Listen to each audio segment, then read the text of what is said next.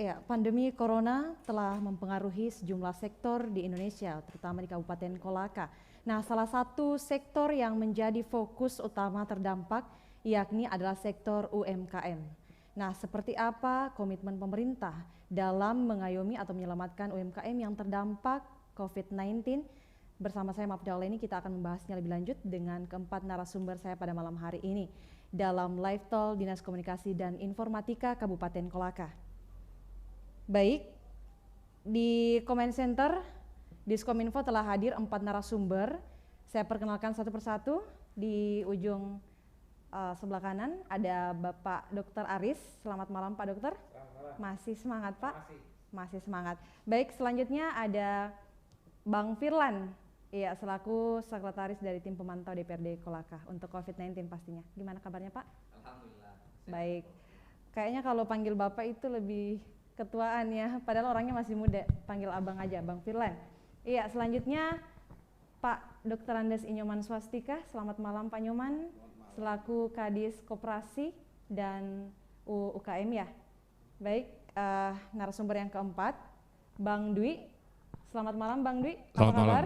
Alhamdulillah sehat. Iya, selaku Ketua Harian dari Tim Pencegahan dan Penanggulangan COVID-19 yang ada di Kabupaten Kolaka. Baik, pada malam hari ini tentu saja tema yang menarik, kita akan membahas bagaimana UMKM bisa survive di tengah pandemi dengan mengangkat tema positif corona bertambah, UMKM bisa apa? Baik, saya langsung ke Pak Dokter terlebih dahulu.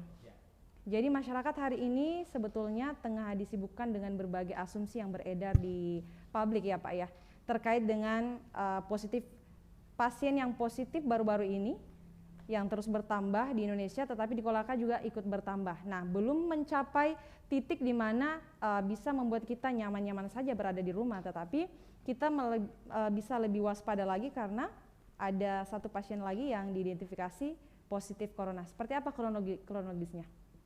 Oke. Assalamualaikum warahmatullahi wabarakatuh. Waalaikumsalam. Alhamdulillah pada malam hari ini kita bisa sempat hadir di sini dalam rangka membicarakan berbagai hal yang kira-kira sangat penting bagi kita terkait dengan pandemi ini. Untuk saya jelaskan bahwa untuk Kolaka sekarang kondisinya itu ya betul seperti yang disampaikan tadi. Hasil swab untuk PCR kita yang tanggal 30 itu ternyata kemarin itu ada yang positif 1. Itu tentu sangat mempengaruhi kondisi kita karena 1 yang positif itu tentu menimbulkan begitu banyak kemungkinan. Ada namanya orang tanpa gejala, artinya orang-orang yang ada riwayat kontak dengan si yang positif ini itu kita sekarang tracing. Iya, nah kemudian ada beberapa media yang menyebutkan Pak bahwa korban positif corona ini dari orang tua ataupun keluarga terdekat itu hasil swabnya negatif. Kronologis bagaimana kemudian anak ini korban yang teridentifikasi itu bisa mendapatkan virus corona itu, ya salurannya di mana? Oh iya. Jadi tentu tidak ada suatu kejadian yang tiba-tiba seperti itu, apalagi untuk corona ini pasti ada sumbernya, pasti ada dia dapat dari mana, tidak mungkin tiba-tiba terbang ke salah seorang anak ini. Ada beberapa kemungkinan dan beberapa teman kami sudah menjelaskan kemungkinan-kemungkinan itu, tetapi singkatnya begini, setelah kami melakukan tracing, melakukan surveillance ke korban dan sekitarnya itu ada memang riwayat yang sangat bisa sangat memungkinkan untuk bisa tertular ini. Yang pertama memang ada riwayat dari orang tua korban, itu riwayat perjalanan dari daerah yang terpapar dari Makassar pada saat itu. Nah, kita temukan ini sebetulnya juga bukan dari bukan dari karena ada klaster atau apa, bukan. Tetapi ini yang kita lakukan adalah melakukan rapid test yang besar-besaran ke seluruh ya orang-orang yang beresiko dan di Antam itu pada saat itu ini kita lakukan ke seluruh karyawan dan keluarga. Nah itu kita temukan pada saat itu ini satu keluarga ini kok reaktif semua. Jadi tetapi ada memang bahwa hasil reaktifnya itu adalah imunoglobulin G yang muncul. Ya, Artinya seperti apa? Artinya kondisi imunoglobulin G itu adalah tanda bahwa virus itu sudah lama ada di dalam tubuh itu, sehingga ketika di swab bisa saja memang virusnya sudah tidak ada, artinya sudah sembuh. Jadi hasil swabnya itu bisa saja negatif. Bisa saja negatif. Tetapi artinya pernah ada jejak. Pernah ada jejak di situ. Ada jejak di situ. Karena ini memang karena satu keluarga ini tuh reaktif semua hasil rapid test. Ini juga saya memberikan klarifikasi bantahan kepada orang-orang yang anti rapid test. Karena ini sudah sangat banyak bahwa tidak ada gunanya. Bukan tidak ada gunanya, ini sangat berguna kami lakukan meskipun daya ungkitnya memang tidak terlalu besar, tetapi ketika kita temukan sesuatu yang seperti ini, ya pasti kita harus curigai seperti itu. Makanya kita swab semua pada saat itu, ternyata memang negatif. Nah, berarti kemungkinan besar, itu salah satu kemungkinan besar meskipun ada kemungkinan lain, bahwa dia ini terjangkit dari orang tuanya. Nah, kemudian masyarakat juga tentu mempertanyakan apa yang menjadi perbedaan antara swab dan rapid test. Nah, kalau misalkan dari segi sampelnya aja sudah beda, Pak, terus kemudian sejauh mana tingkat akurasi dari rapid test itu, biar masyarakat juga mengerti dan mungkin ketika ada upaya pemerintah untuk melakukan rapid test secara menyeluruh di Kabupaten Kolaka, itu masyarakat bisa lebih antusias. Oke, jadi rapid test itu tujuannya sebenarnya untuk screening. Jadi memang kita tidak arahkan untuk diagnostik, artinya menentukan benar atau tidaknya ini. Baik. Ya, artinya plus minus ini tidak diarahkan ke situ. Tapi ini suatu umpan sebetulnya, screening. Ketika ada suatu kelompok kita lakukan screening, makanya rapid test itu tidak boleh sedikit, harus banyak. Misalnya suatu kelompok ada 100 orang, maka seluruhnya harus di rapid test. Nah, ketika saudara yang reaktif, makanya tidak bisa dikatakan positif atau negatif. Itu reaktif atau non reaktif. Artinya bereaksi ke antigen ini, karena dia darah ininya. Kalau ada reaktif berarti kemungkinan pernah ada yang lewat seperti itu, ada yang lewat di situ. Nah, setelah reaktif inilah dasar kita. Jadi ada begini. PCR itu merupakan suatu pemeriksaan diagnosa pasti untuk sebuah COVID-19. Sampai saat ini itu yang paling bisa memastikan. Sementara di tempat kita itu memenuhi syarat-syarat, ada syarat-syaratnya untuk diperiksa PCR, karena masih terbatas, ada namanya PTM, virus transfer media, itu artinya tempat virus itu ditanam, ketika diambil baru dikirim. Baik, jadi melalui beberapa proses. Nah, ini menjadi edukasi juga untuk masyarakat Kabupaten Kolaka bahwa rapid test adalah salah satu jalan untuk pemerintah melalui gugus tugas untuk menentukan reaktif dan non reaktif, tetapi bukan menjadi tolak ukur bahwa seseorang langsung di-justice sebagai penderita COVID. Belum. Baik. Nah, selanjutnya kita akan menyinggung soal bagaimana UMKM bisa survive di tengah pandemi. Nah, ini menjadi heboh ya ketika bicara soal UMKM. Nah, kemarin juga sempat ada cuitan di Facebook yang juga menyentil sedikit tentang UMKM yang ada di Kabupaten Kolaka. Nah, saya ke Pak Nyoman. Nah, UMKM di Kabupaten Kolaka memang menjadi salah satu penyangga ekonomi, Pak. Nah, kenapa UMKM menjadi terdampak secara signifikan, lantas kemudian pemerintah memperlakukan atau memberikan stimulus itu seperti apa? Sudah adakah upaya yang dilakukan oleh pemerintah pada saat pandemi ini? Terima kasih. Assalamualaikum warahmatullahi wabarakatuh. Om Swastiastu dan selamat malam. Kami dari Dinas UKM selaku pembina teknis, kami sudah melakukan pendataan terkait dengan UKM yang terdampak. Jadi yang kami peroleh itu 743 yang terdampak. Yang terdampak. Ini kita lakukan pendataan di semua kecamatan, beberapa kecamatan dengan harapan kita tahu bagaimana kondisi ya usaha kecil menengah mikro ini di tengah-tengah COVID-19 ini. Iya. Namun di Kolaka ini masih banyak ya yang berjalan sebagaimana mestinya usaha, namun terjadi kemerosotan omset, ya penjualan maupun produksi. Tetapi juga ada juga yang kita tutup untuk pedagang kaki lima, terutama di wisata kuliner ini, karena ini merupakan salah satu kawasan wisata dan ini juga merupakan sebagai lokasi umum yang dikelola oleh pemerintah sendiri. Iya. Oleh karena itu kami melakukan penutupan dengan pertimbangan-pertimbangan untuk membatasi penyebaran COVID-19 ini. Tentu kami juga sudah berkoordinasi dengan pihak-pihak terkait seperti tim gugus ya. Bagaimana kita mencegah ya. Baik. Namun di dalam perjalanannya banyak cuitan-cuitan baik di Facebook dan sebagainya terkait dengan sampai kapan kami ditutup dan bagaimana upaya-upaya pemerintah. Iya. Upaya kita sudah dari tim gugus pemerintah daerah sudah menyiapkan alokasi dana 5 miliar dalam untuk pemulihan ekonomi. Akan tetapi ini kita akan sesuai dengan mekanisme dan aturan yang berada. Terus kita di kabupaten untuk daerah itu tidak diperkenankan untuk memberikan bantuan tunai yang bisa natura seperti bantuan peralatan dan sebagainya. Oleh karena itu kita dengar bersama di pusat pembahasan tentang PP peraturan pemerintah terkait dengan bantuan stimulus itu sementara dibahas. Ya. Jadi kita belum berani memberikan, tetapi kami sudah siapkan. Kita minta pemerintah Kota sudah siapkan sebanyak 5 miliar. Artinya kebijakan dari pemerintah pusat ini masih sementara proses dan belum finish ya Pak ya? Ya sementara dirancang ya peraturan pemerintahnya. Apakah nantinya pemerintah daerah itu bisa memberikan bantuan tunai terhadap UKM maupun koperasi ya?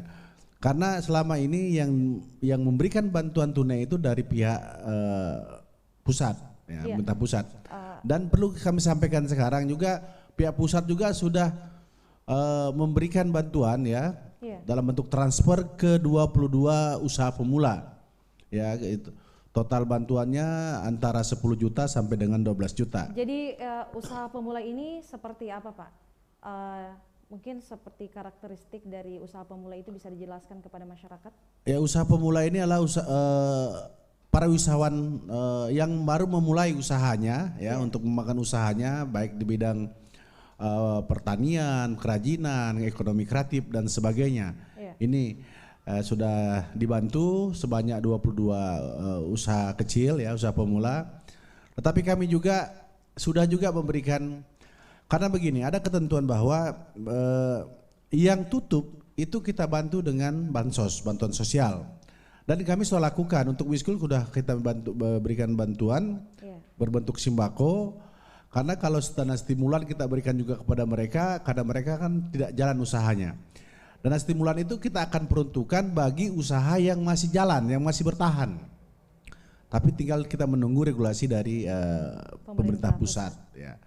Itu barangkali yang saya bisa jelaskan, sehingga kami berharap juga nanti terkait dengan wacana aspirasi pembukaan Wiskul ya, itu nanti kita akan bahas besok hari Senin jam 2 dengan pihak-pihak terkait. Tentunya kami dari pembina usaha kecil menengah ini tentu yang paling merasakan bagaimana jeritannya mereka.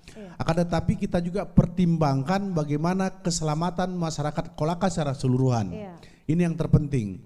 Oleh karena itu nanti tentu mungkin tadi sudah Pak Dokter sudah jelaskan dengan bertambahnya satu lagi yang terpapar tidak menutup kemungkinan ya kita di Kolaka ini ya ada yang terpapar cuma belum terdeteksi.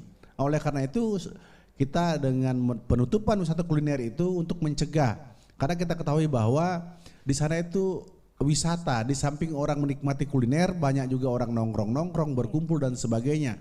Oleh karena itu mungkin besok kita akan bicarakan lebih lanjut. Lantas bagaimana Pak? Masyarakat juga banyak yang mengeluh karena antara wisata kuliner dengan misalkan tempat-tempat usaha yang lain juga ada interaksi yang terjadi di sana. Nah, kenapa wisata kuliner ini betul-betul dijadikan sebagai titik yang paling dititik beratkan untuk tidak melakukan aktivitas, sementara banyak aktivitas yang mungkin beredar di luaran itu masih beroperasi sampai sekarang? Sebenarnya ya kita masih seperti yang sering disampaikan, kenapa Alfamidi dibuka apa dan sebagainya. Tentu di situ karena ada bahan dasar pokok kebutuhan kita ya yang dijual. Sementara di kuliner itu di samping menikmati kuliner tentu lebih kepada santainya. Nah, karena itu bagi UKM yang terkait dengan pelayanan kebutuhan sandang pangan itu kita tetap berikan untuk melakukan aktivitasnya, ya, sehingga kebutuhan masyarakat Kolaka itu masih tetap terpenuhi. Bagi saya sekarang yang langsung terjun ke lapangan bahwa memang terjadi kemerosotan omset bagi UKM. Akan tetapi kebutuhan masyarakat itu masih terpenuhi sampai hari ini. Baik, terima kasih Pak. Selanjutnya saya ke Bang Firlan. Nah, mendengar tadi ada himbauan bahwa pemerintah saat ini tengah meramu sebuah strategi untuk penyelamatan terhadap UMKM yang benar-benar menjadi sektor yang paling utama terdampak COVID-19. Nah, seperti apa Abang melihat upaya pemerintah ini? Ya. Assalamualaikum warahmatullahi wabarakatuh. Waalaikumsalam warahmatullahi wabarakatuh. Alhamdulillah wassalatu wassalamu ala rasulullah. Langsung saja menyambut apa yang disampaikan Mbak Mabdah tadi.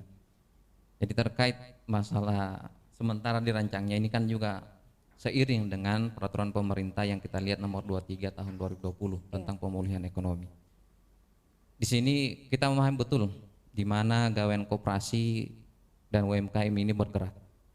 Tetapi yang menjadi pokok permasalahan sebagaimana kita ketahui dengan cuitan-cuitan tersebut, penutupan wisata kuliner. Inilah yang sebenarnya yang menjadi tendensi beratnya. Karena kenapa? Tidak beriringan.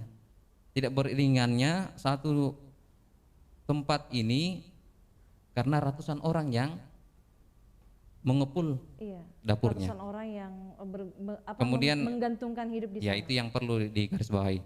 Kemudian masalah stimulan. Tadi juga sudah disebut ada bansos yang diberikan kepada mereka pelaku UMKM di sana. Tetapi dalam waktu, minta maaf, ini sudah menjelang 3 bulan. Menjelang 3 bulan ini yang diberikan itu bagi kami dari legislatif melihat belum sepenuhnya sebagai tanggung jawab terutama Dinas Koperasi dan UMKM terhadap mereka yang terdampak dengan usaha UMKM ini. Karena kalau kita lihat mereka sebelum adanya COVID-19 ini bukan persoalan wisatanya, tetapi memang di sana mereka menggantungkan hidupnya. Ya, penutupan ini yang sampai menjelang 3 bulan tidak beriringan, kita melihat daerah kita ini dengan usaha-usaha lainnya. Makanya contoh tadi yang disampaikan, kenapa dengan Alfamidi atau dengan Top Swalayan. Bukan cuma itu, adanya warung-warung kopi yang masih buka, warung-warung martabak dan sebagainya. Ini kan secara tidak langsung Anda mengatakan bahwa kebijakan pemerintah yang tengah diramu ini melalui stimulus ataupun bansos itu belum maksimal. Belum maksimal karena kenapa? Seharusnya di bulan pertama pemerintah sudah memikirkan. Nah, tetapi ini bukan ranah perdebatan yang kita menyalahkan koperasi dan sebagainya, tetapi penutupan wisata kuliner yang sudah menjelang 3 bulan ini supaya betul solid. Kemarin kami sudah menerima aspirasi masyarakat, tepatnya di hari Kamis dan hari Jumat. Mereka menyampaikan kalau kami tetap ditutup, kami tidak masalah sebenarnya. Yang penting pengusaha-pengusaha lainnya UMKM ini ikut ditutup. Nah, ini kan juga menjadi sebuah masalah. Kalau semuanya ikut ditutup, tentu roda ekonomi terus pemenuhan kebutuhan masyarakat Kabupaten Kolaka belum bisa dipenuhi.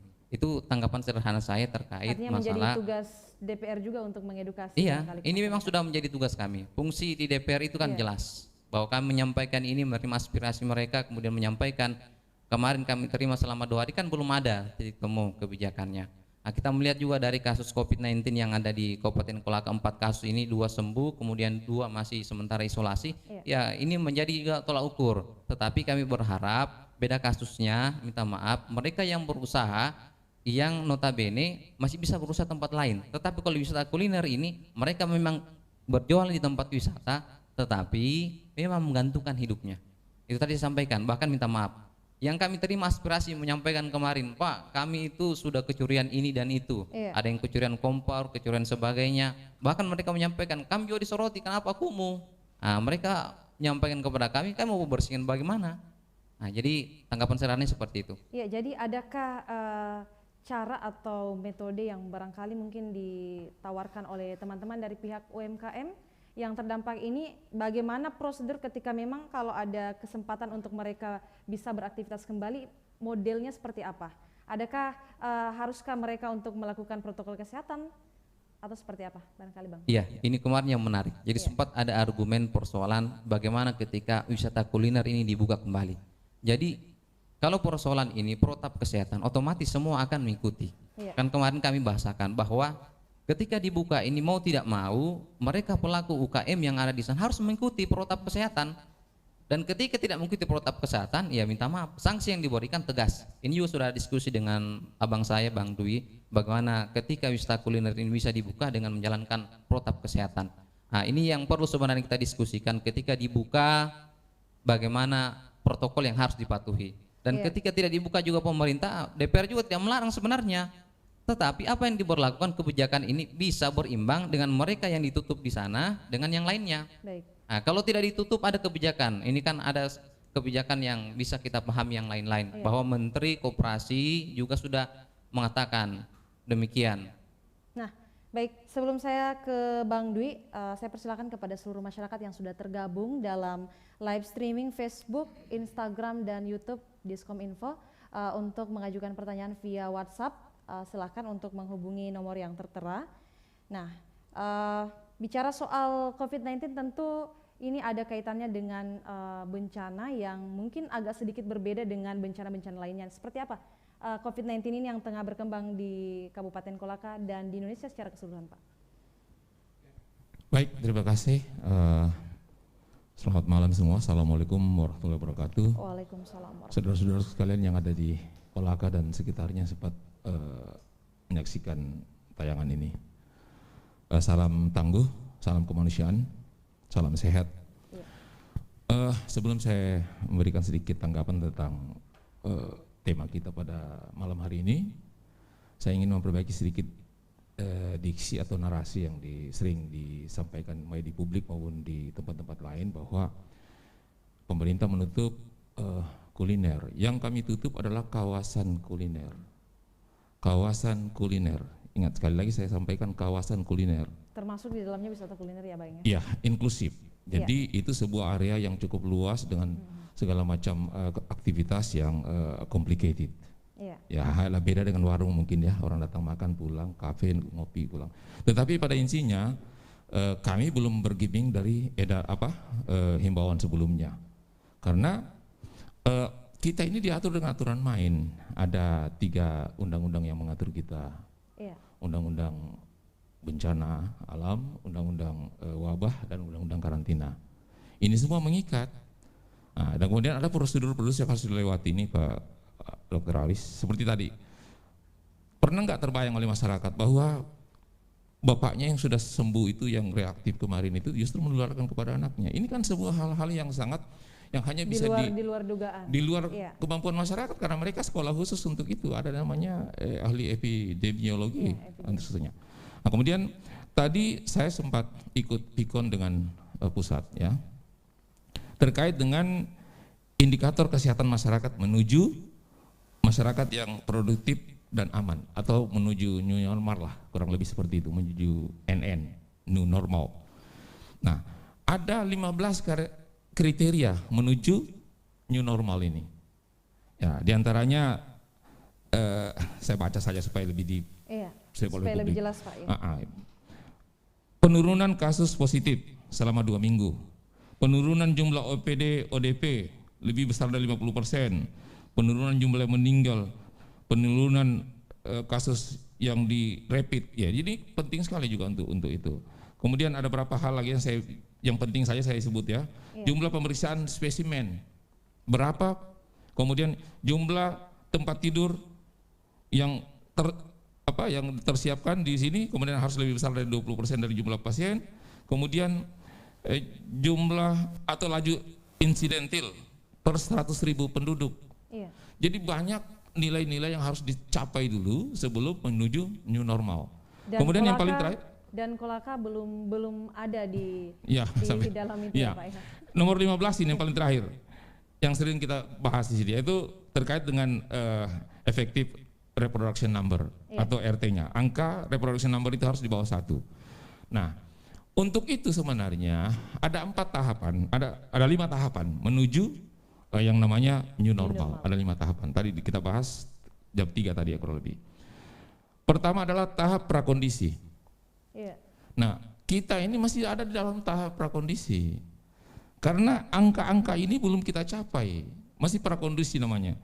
Social distance, PHBS, protokol kesehatan, jaga jarak, pakai masker, cuci tangan, dan lain-lain.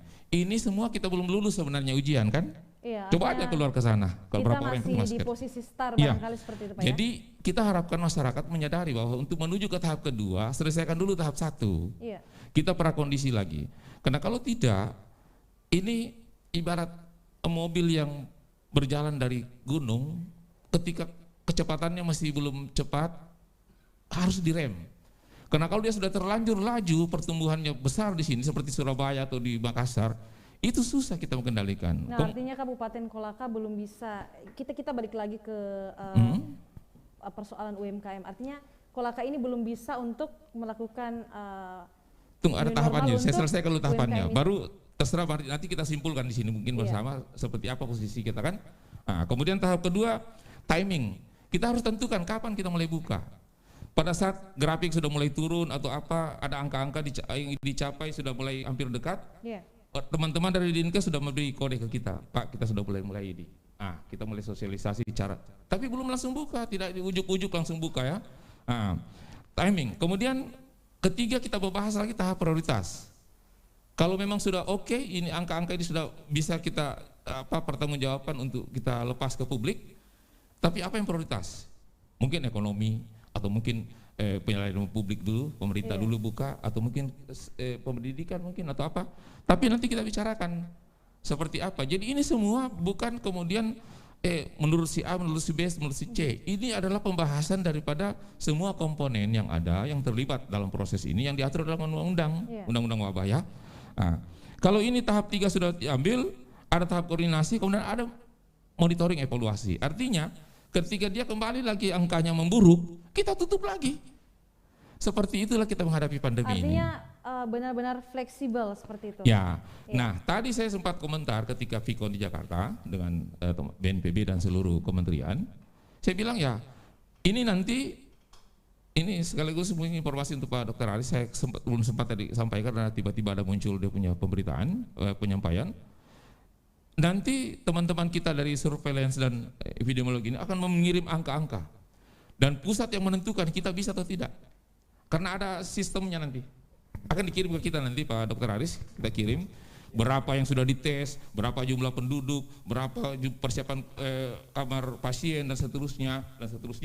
Kemudian ada angka termasuk RT ini nanti diumumkan. Apakah jadi Kolaka bisa ya, masuk dalam kategori jadi masyarakat langsung bisa melihat, wah ya saya kurang di sini, saya kurang di sini, kita belum terlalu jaga apalagi masyarakat sekarang kan ini kalau diperhadapkan dengan angka-angka itu gimana ya Pak ya, sedikit percaya sebetulnya kan. Bahkan ada isu bahwa soal rapid test kemudian swab itu justru ada masyarakat yang meragukan keaslian dari jangan sampai konspirasi atau apalah yang disebut oleh masyarakat itu. Nah, sekarang mungkin kita kembali ke pertanyaan masyarakat dulu karena ini sudah banyak yang masuk via WhatsApp. Yang pertama untuk pertanyaan diajukan ke Pak Nyoman selaku Kadis Koperasi dan UKM. Jadi sekarang Pak, kondisi UMKM ini benar-benar terpuruk, benar-benar berada dalam kondisi di mana mereka ada yang benar-benar tanpa penghasilan, bahkan ada yang bertambah banyak utang piutangnya seperti itu. Nah, apa yang harus mereka lakukan di tengah pandemi ini? Apakah mereka hanya berdiam diri di rumah dan menunggu stimulus itu datang kepada mereka? Ataukah mereka bisa survive dengan mungkin beralih ke usaha lain atau seperti apa Pak? Mungkin bisa dijelaskan. Terima kasih. Ini mungkin yang untuk di Wiskul ya. Iya. Sebenarnya tidak semua juga duduk diam terpaku. Mereka juga sudah ada sebagian secara online ya. Dan kami arahkan seperti itu untuk melakukan online. Tetapi sepertinya budaya usaha kecil menengah ini hanya terpaku kepada satu jenis usaha. Ya. Dan di Wiskul itu sebenarnya banyak yang sampingan. Karena di situ banyak juga yang PNS punya.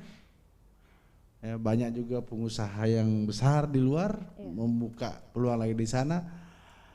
Kalau saya hitung hanya sebagian kecil yang memang betul-betul menggantungkan hidupnya di Wiskul. Ya. Tapi dalam ini jadi dibuat isu yang besar ya, isu yang besar sehingga kelihatannya bermasalah sekali gitu. Iya. Tetapi sampai hari ini belum ada UKM itu yang melapor atau yang berkonsultasi ke Dinas Koperasi terkait dengan perkembangan usahanya. Justru kami yang turun ke lapangan. Nah, terkait dengan Wiskul apa yang disampaikan Pak Dwi tadi, ya karena ini kawasan yang cukup besar dan sebagainya, memang untuk menghentikan penyebaran ini memang kita harus tutup sementara. Nah, tapi nanti kita analisa kembali, tentu kami juga selaku penanggung jawab di Wiskul itu akan meminta pendapat dari tim gugus maupun dari tim kesehatan. Apakah ini sudah bisa dibuka atau tidak, seperti itu. Baik, nah ada yang menarik dari masyarakat bahwa ternyata tidak semua UMKM ini mengalami kemerosotan. Bahkan ada di antara UMKM yang justru omsetnya itu naik. Dan ini entah dia memiliki usaha apa, tetapi memang ada pengakuan dari masyarakat bahwa omset dia pada saat COVID-19 ini melanda Indonesia justru omsetnya semakin naik. Nah, saya ingin ke Bang Firlan. Nah, kalau tadi mendengar penjelasan dari Pak Nyoman bahwa ini akan ada regulasi-regulasi tertentu yang kemudian bisa diterapkan, kemudian dituntut oleh UMKM untuk survive, bagaimana komunikasi yang sudah dibangun oleh Bang Firlan barangkali kepada teman-teman UMKM ini? Apakah mereka memang sudah pernah melakukan tips dan trik tertentu untuk survive di kondisi pandemi ini, ataukah masih dalam tahap berangan-angan seperti itu? Ya, terima kasih. Jadi menjawab apa yang disampaikan. Jadi yang disampaikan Pak Kadis tadi terkait masalah penanganan ini, bagaimana solutif yang diberikan juga sebenarnya harus kita pahami dan kita sadari bahwa saudara-saudara kita yang ada di wisata kuliner bukan saja berbicara wisatanya, tetapi sekali lagi saya tekankan berbicara kehidupan mereka terkait bagaimana pola backupnya, bagaimana kita bisa follow up teman-teman kita ini yang sementara berbisnis di sana. Ini kan seharusnya ada kesadaran memang kemarin. Ketika dicetuskan dari awal akan ditutup wisata kuliner, di bulan pertama itu sudah ada kebijakan yang memang diperkirakan bahwa ketika lewat dari bulan 1, maksudnya bulan pertama ini kita mengadakan penutupan, bulan kedua sampai bulan ketiga, bahkan bulan ke-6 nanti sudah ada memang solusi yang diberikan. Jadi kalau kita melihat juga hasil apa yang disampaikan Pak Hanif Muhammad sebagai salah satu peneliti Institute for Development of Economic and Finance, dia menyampaikan bahwa sebenarnya ketika para UMKM ini mengalami kesusahan dalam usaha mereka, maka pemerintah harus hadir. Apa yang mereka hadir? Mereka hadir dengan memberikan kredit modal bagi pekerja. Jadi ini mereka tidak harus vakum dengan usaha yang ada di mereka. Semisal mereka hari ini notabene cuma menjual jus, ya di sini tugasnya gawennya koperasi dan UMKM untuk memberikan edukasi yang lebih tepat bahwa dalam tahap bulan pertama ditutupin kami sudah perkirakan akan ditutup sampai bulan ketiga. Nah, ini sudah harus diberikan. Yang dengan patok di situ. Tadi disampaikan juga oleh Mbak Mabda terkait masalah omset yang meningkat. Omset yang meningkat itu jelas ada. Semisal minta maaf ya, teman-teman kita yang usaha masker. Ini kan awalnya mereka cuma jahit-jahit biasa. Tetapi karena adanya pandemi ini mereka melihat peluang usaha dan mereka berhasil. Dan Anda juga minta maaf yang bukan pengusaha jahitan, tetapi karena melihat ini adalah peluang besar, maka dia berusaha seperti ini. Ada juga yang tiba-tiba berusaha di APD, alat pelindung diri. Ini kan semua kita beri apresiasi yang besar. Tetapi terkait kita justifikasi persoalan saudara kita yang ada di wisata kuliner dengan penutupan, kita sampaikan masih ada yang ASN, ada yang sudah mampu, bukan itu jawabannya. Jawaban yang harus kita hadir pada malam ini insya Allah hari Senin besok Pak Kadis juga sudah menyampaikan jam 2 kita akan diskusi supaya bagaimana ketika dibuka protapnya bagaimana, ketika ditutup masih berlanjut sampai 1 tahun dan 2 tahun tidak ada masalah sebenarnya. Yang pasti mereka masih bisa survive. Jangan mereka mengeluh kemudian dibiarkan. Kenapa mereka datang ke DPR? Karena mereka nyaman di DPR bahwa mereka akan didengarkan, disampaikan secara publikasi dan terbuka. Nah, seperti inilah malam ini kenapa ada komunikasi seperti ini, saya apresiasi besar. Namun yang perlu teman-teman juga dari UMKM pastikan bahwa pemerintah tidak tidur, pemerintah juga melihat, tetapi regulasi yang sementara disusun ini ya DPR menilai lambat seperti itu. Iya, masyarakat mungkin juga menyaksikan bahwa perbincangan ini kita sudah beberapa sesi pertanyaan. Nah, kembali lagi bahwa UMKM yang telah terdampak ini memang semestinya seyogianya sudah membangun komunikasi barangkali pihak DPR juga untuk mengarahkan untuk berdiskusi langsung dengan dinas koperasi seperti itu. Mungkin untuk jadwal selanjutnya seperti itu. Nah, bagaimana?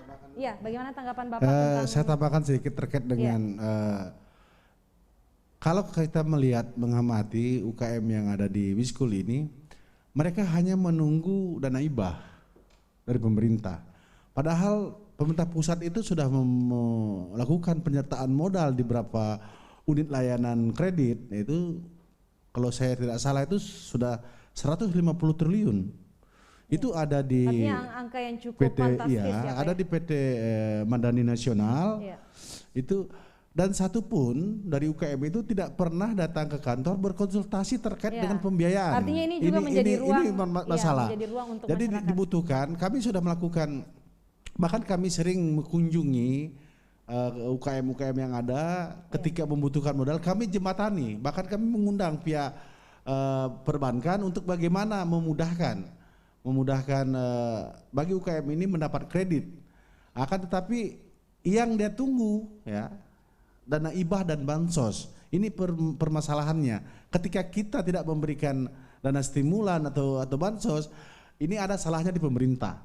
Ya, padahal kita ingin bagaimana kemandirian ya seorang wisatawan atau UKM ini ya, tidak hanya berharap dana hibah dan bansos dan sebagainya. Dia bisa mandiri lah selaku.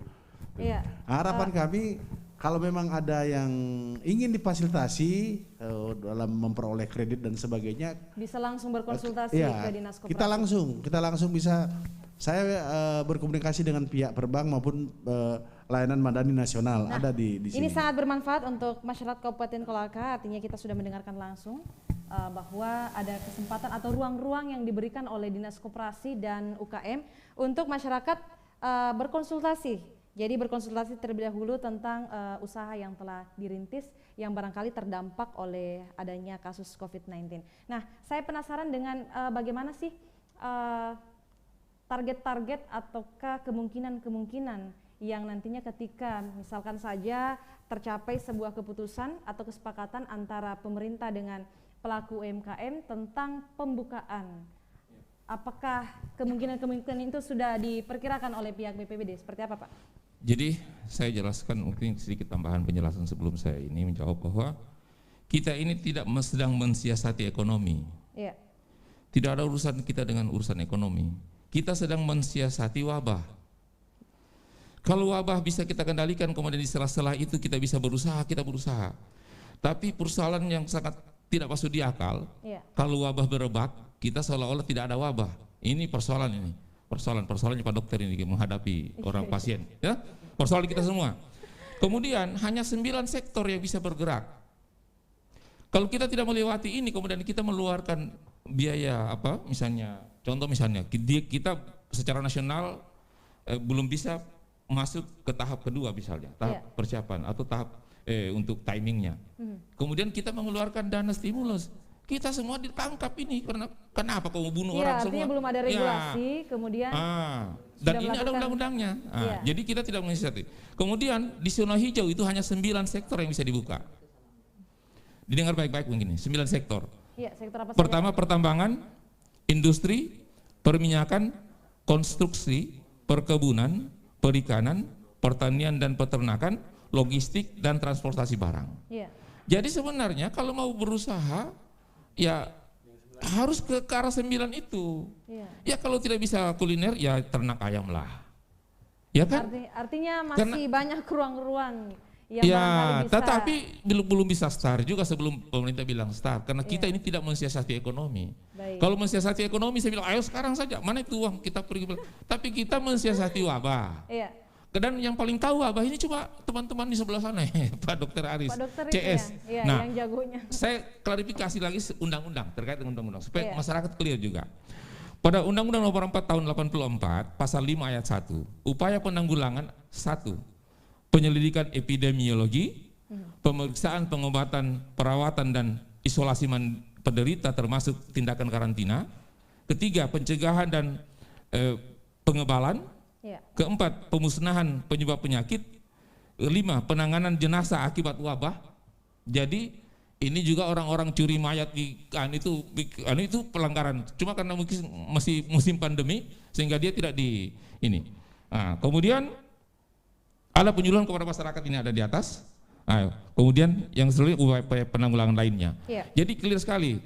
Kemudian di pasal 10 mengatakan bahwa pemerintah bertanggung jawab pada penanggulangan. Jadi tidak ada yang lain.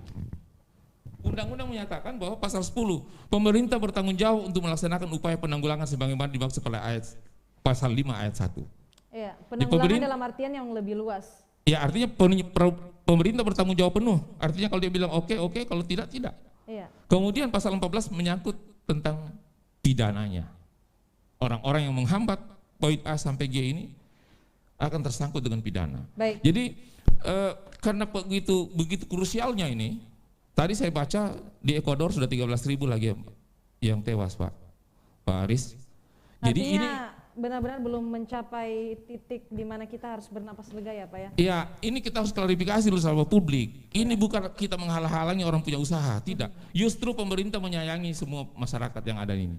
Karena kalau sudah terlanjur mewabah ini, Pak, dokter kita cuma berapa, ruangan di rumah sakit cuma berapa, siapa mau rawat? Sekali lagi siapa yang mau rawat? Nah, kami juga ini sudah sebenarnya lelah sekali, ini sudah 3 bulan. Artinya masyarakat Kolaka masih tetap optimis dong Pak ya? Oh pasti kita optimis.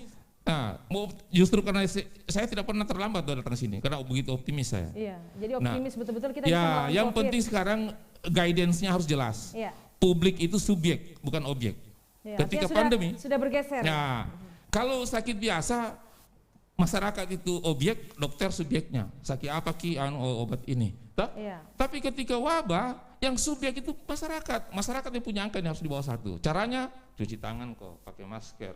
Dan ini sudah pembawaan pemerintah. Nah kalau kau tidak laksanakan itu tidak akan pernah tercapai di bawah 1.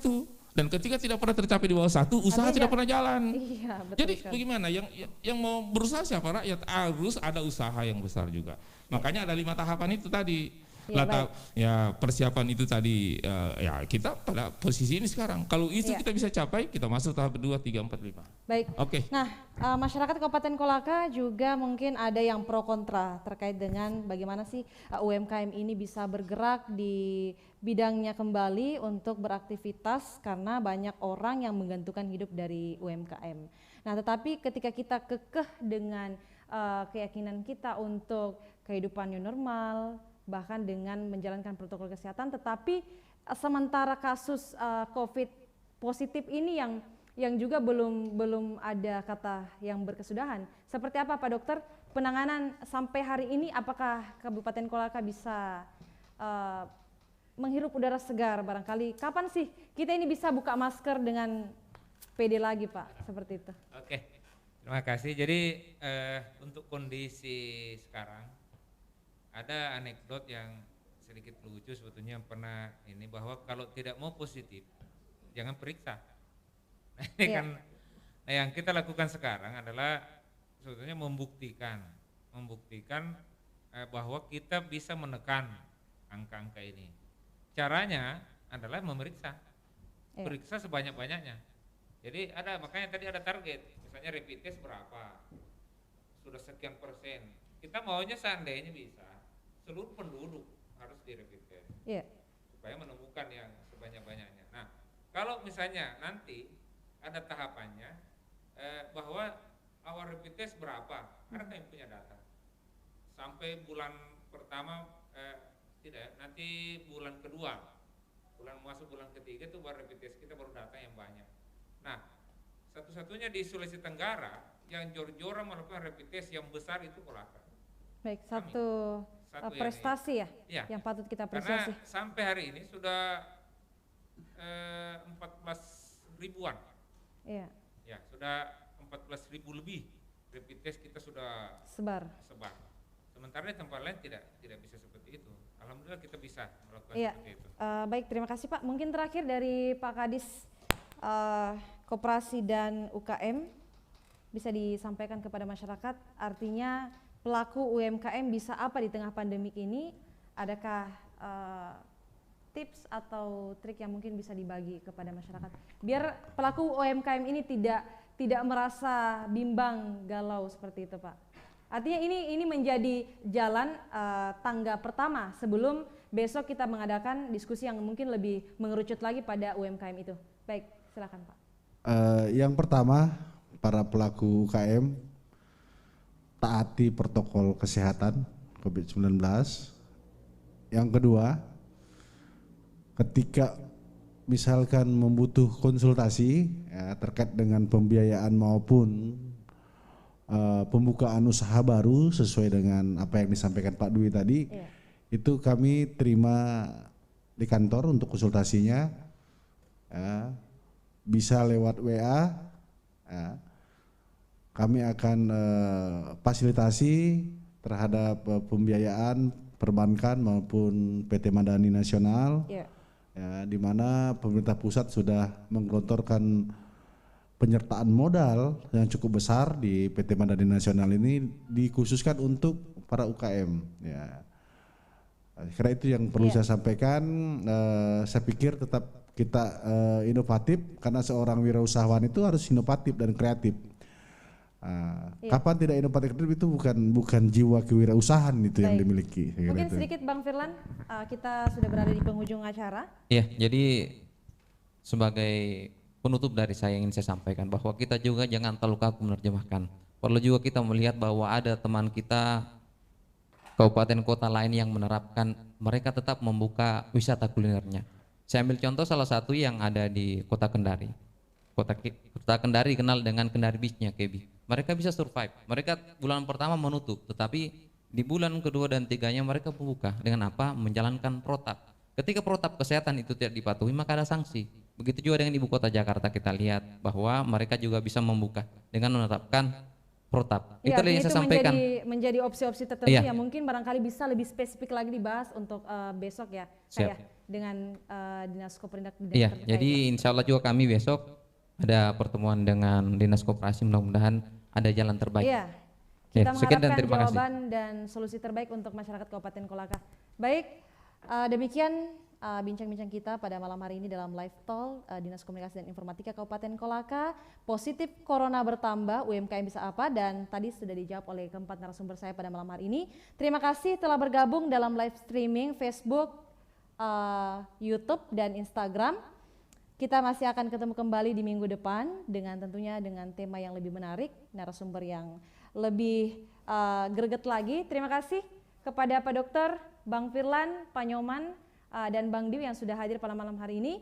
Buat masyarakat Kabupaten Kolaka tetap optimis bahwa kita bisa kembali untuk keluar dari masa-masa pandemi ini. Baik, terima kasih atas kebersamaan Anda. Saya Mafda Holeni, sampai jumpa.